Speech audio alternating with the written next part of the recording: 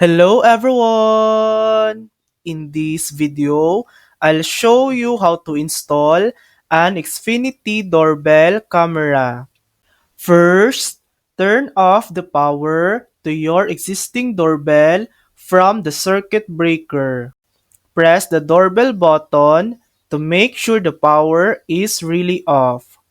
Next, remove your old wired doorbell and disconnect the wires. Now, install the Chime kit that comes with the Xfinity doorbell. Open your indoor chime box. Attach the Chime kit wires to the terminal screws. Place the kit inside and put the cover back on. After that, mount the new doorbell. Choose the right bracket. If it's wood or vinyl, you can screw it in directly.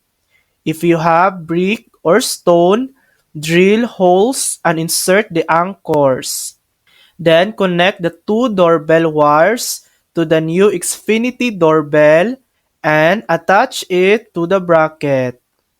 Once everything is secured, turn the power back on from the breaker. Now, it's time to activate it. Open the Xfinity app. Make sure the doorbell's light is blinking white. Turn on Bluetooth and follow the steps in the app to connect it.